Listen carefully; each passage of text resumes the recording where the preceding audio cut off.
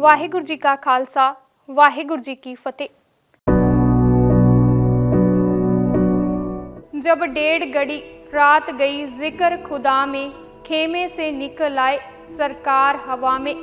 कदमों से टहलते थे मगर दिल था दुआ में, बोले वह खुदावंद हूँ खुश तेरी रज़ा में।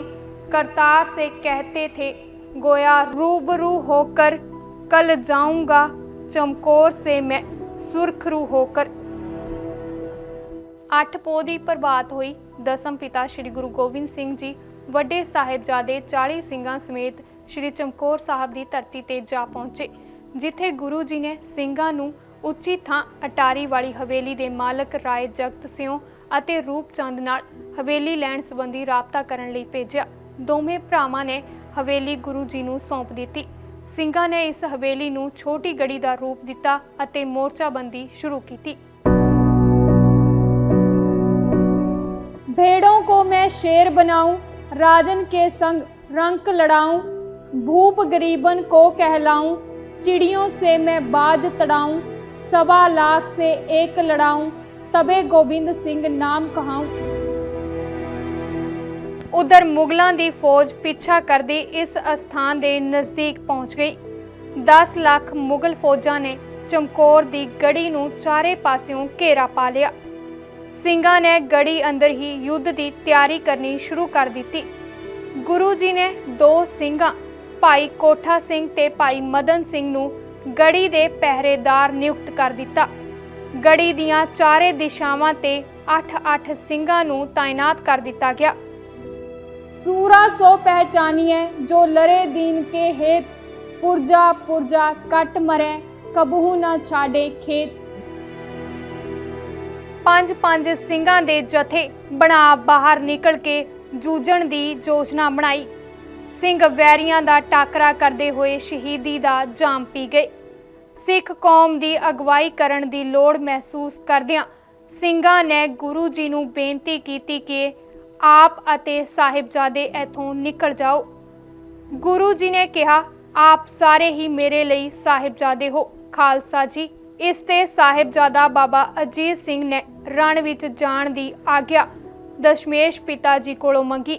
ਗੁਰੂ ਗੋਬਿੰਦ ਸਿੰਘ ਜੀ ਆਪਣੇ ਸਾਹਿਬਜ਼ਾਦੇ ਮੂੰਹੋਂ ਜੰਗ ਵਿੱਚ ਜਾਣ ਦੀ ਚਾਹ ਸੁਣ ਕੇ ਪ੍ਰਸੰਨ ਹੋਏ।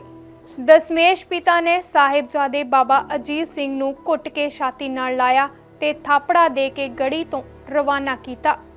ਬਾਬਾ ਅਜੀਤ ਸਿੰਘ ਜੀ ਜਿਉਂ ਹੀ ਮੈਦਾਨ ਦੇ ਵਿੱਚ ਉਤਰੇ, ਮੁਗਲ ਸੈਨਾ ਦੇ ਵਿੱਚ ਭਗਦੜ ਮਚ ਗਈ। ਸਾਹਿਬਜ਼ਾਦਾ ਬਾਬਾ ਅਜੀਤ ਸਿੰਘ ਜੀ ਨੇ ਸ਼ਸਤਰਬਾਜ਼ੀ ਦੇ ਉਹ ਜੋਹਰ ਵਿਖਾਏ ਕਿ ਕਹਿੰਦੇ ਕਹਾਉਂਦੇ ਤਲਵਾਰ ਦੇ ਧਨੀ ਤੇ ਤੀਰ ਅੰਦਾਜ਼ ਭੱਜਣ ਦਾ ਰਾਹ ਲੱਭਣ ਲੱਗੇ। ਸਾਹਿਬਜ਼ਾਦਾ ਅਜੀਤ ਸਿੰਘ ਜੀ ਨੇ ਐਨੀ ਬਹਾਦਰੀ ਦੇ ਨਾਲ ਯੁੱਧ ਲੜਿਆ ਕਿ ਲਾਹੌਰ ਦਾ ਸੂਬੇਦਾਰ ਜ਼ਬਰਦਸਤ ਖਾਂ ਆਪਣੀ ਸੈਨਾ ਦੇ ਮਰ ਰਹੇ ਸਿਪਾਹੀਆਂ ਨੂੰ ਵੇਖ ਕੇ ਘਬਰਾ ਗਿਆ।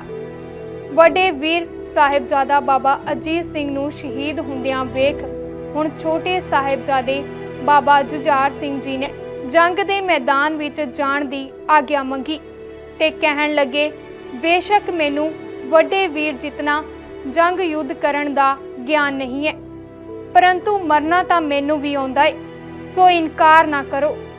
ਗੁਰੂ ਜੀ ਨੇ ਆਗਿਆ ਦੇ ਦਿੱਤੀ। ਬਾਬਾ ਜੁਝਾਰ ਸਿੰਘ ਵੀ ਜੰਗੇ ਮੈਦਾਨ ਵਿੱਚ ਆ ਗਏ ਤੇ ਯੁੱਧ ਕਰਦੇ ਹੋਏ ਸ਼ਹੀਦ ਹੋ ਗਏ।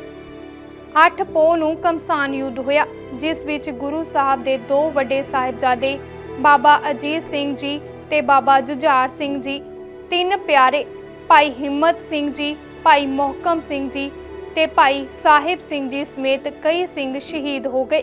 ਪਰ ਮੁਗਲ ਫੌਜਾਂ ਗੜੀ ਨੂੰ ਨਾ ਜਿੱਤ ਸਕੀਆਂ। ਪੁੱਤਾਂ ਨੂੰ ਅੱਖਾਂ ਸਾਹਮਣੇ ਸ਼ਹੀਦ ਹੁੰਦਿਆਂ ਵੇਖ ਦਸ਼ਮੇਸ਼ ਪਿਤਾ ਗੁਰੂ ਗੋਬਿੰਦ ਸਿੰਘ ਜੀ ਖੁਸ਼ੀ ਦੇ ਵਿੱਚ ਜੈਕਾਰੇ ਛੱਡਦੇ ਹੋਏ ਅਕਾਲ ਪੁਰਖ ਦਾ ਸ਼ੁਕਰਾਨਾ ਕਰਦੇ ਨੇ।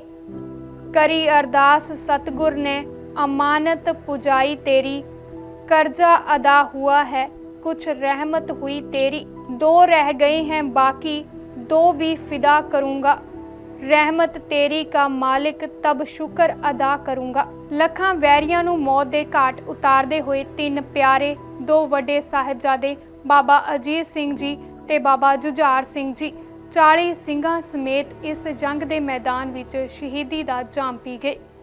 ਵਾਹਿਗੁਰੂ ਜੀ ਕਾ ਖਾਲਸਾ, ਵਾਹਿਗੁਰੂ ਜੀ ਕੀ ਫਤਿਹ।